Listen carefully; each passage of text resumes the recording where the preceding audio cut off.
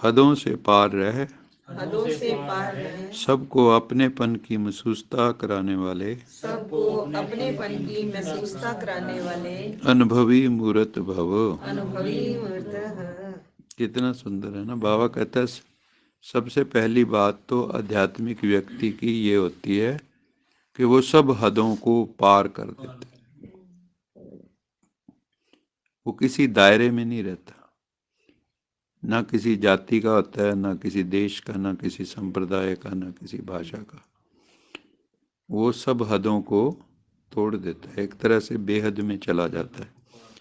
तो बाबा कहता है जो हदों को पार कर लेते हैं उनसे सबको फिर अपनेपन की अनुभूति महसूसता होने लगती। लेकिन हम क्या है कि दीवारें बना के रखते हैं, मैं बड़ा ये छोटा, और उनसे फिर हम व्यवहार भी वैसा करते हैं। हमारे से जब बड़ा कोई मिल जाता है तो हम बड़ा रिस्पेक्टफुली बोलेंगे, हमारे से कोई छोटा मिल जाता है उसको डांट के बोलेंगे, है ना। तो ये आध्यात्मिक व्यक्ति के लक्षण नहीं है।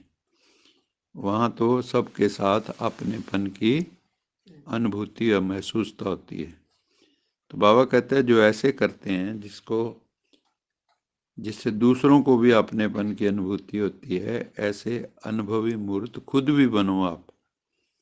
ऐसे अनुभवी मूर्त बनो जैसे हरेक के मन से निकलता है मेरा बाबा।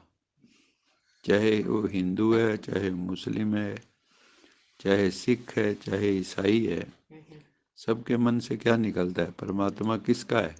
सबका है या एक खास किसी धर्म का है? सबका है। सबका मालिक एक फिर क्यों बटा हुआ संसार है। सच पूछो तो सारी दुनिया अपना ही परिवार है। जैसे हरेक के मन से निकलता है मेरा बाबा, ऐसे सभी के मन से निकले कि यह मेरा है, ये मेरा बेहद का भाई है, ये मेरी बहन है, ये मेरी दीदी है, ये मेरी दादी है। निकलता है ये। कहाँ भी रहते हो लेकिन बेहद सेवा के निमित्त हो। भीलनी के साथ भी राम ने कैसा व्यवहार किया? अपनी माँ जैसा। कितनी बड़ी बात है। कहाँ भी रहते हो लेकिन बेहद सेवा के निमित्त हो। हदों से पार रहकर बेहद की भावना, बेहद की श्रेष्ठ कामना रखना, यही है फॉलो फादर करना। देखो यहाँ से पता लगता है ये भगवान की मुरली है। लोग दायरों में बांट रहे हैं एक दूसरे को, है ना। और बाबा आत्मा में ले जाते हैं। वहाँ कोई हिंदू की आत्मा नहीं, कोई मुसलमान की नहीं, सिख की नहीं, आत्मा रूप में सब बिंदु रूपी हैं। तो बाबा कहता है ये हदें तोड़ो और इनसे सबसे परे जाओ और बेहद की भावना में रहो, बेहद की श्रेष्ठ कामना में रहो। यही फॉलो फादर करना है। यही हमें बाबा, शिव बाबा और ब्रह्मा बाबा सिखाते हैं। शिव बाबा किसी बंधन में बंधा हुआ नहीं है। ब्रह्मा बाबा भी सारी मानवता का ग्रेट ग्रेट ग्रैंडफादर है। अभी इसका प्रैक्टिकल अनुभव करो और अन्य आत्माओं को कराओ। वैसे भी अनुभवी बुजुर्ग को पिताजी काका जी कहते हैं। अनुभवी बुजुर्ग को क्या कह देते हैं? हाँ, पिताजी, काका जी। ऐसे बेहद के अनुभवी, अर्थात सबको अपनापन महसूस हो। आपसे सबको लगे ये तो हमारा अपना है। अब जैसे माउंट आबू में हम जाते थे, अब तो क्यों बड़ा विस्तार हो गया, पहले तो 150-200 होते थे। एक एक से दादी जैसे मिलती थी, ऐसे समझे। और इतना प्यार, इतना प्यार, इतना प्यार कि जब वहाँ से आप निकलते थे, तो एक साथ में 30-30 हजार होते हैं। हाँ, अब तो बहुत होते हैं। तो अब तो पर्सनल अटेंशन कोई दे ही नहीं सकता।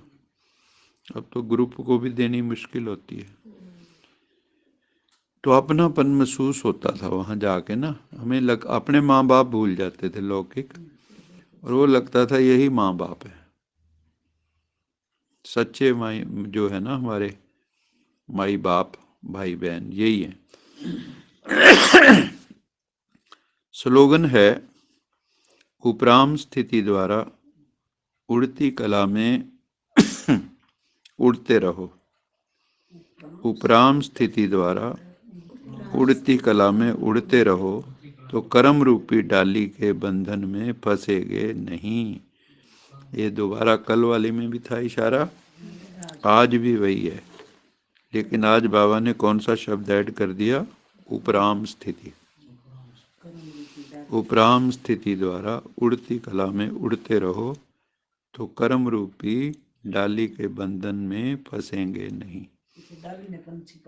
हाँ, अच्छा मीठे मीठे सिकिला दे बच्चों प्रति बाप दादा का याद पर बाप की रूहानी बच्चों को नमस्ते। हम रूहानी बच्चों की रूहानी माता पिता बाप दादा को याद प्यार, गुड मॉर्निंग, गुड नाइट और नमस्ते। सदा रहो हंसते, कहीं नहीं हंसते, बन जाओ फरिश्ते, बांध लो अपने बसते, चलो प्रभु के रास्ते। वाहिगुरु जी का खालसा, वाहिगुरु जी की फतेह। बोल साचे दरबार की जय। लोका समस्ता सुखिनो भवन्तु, लोका समस्ता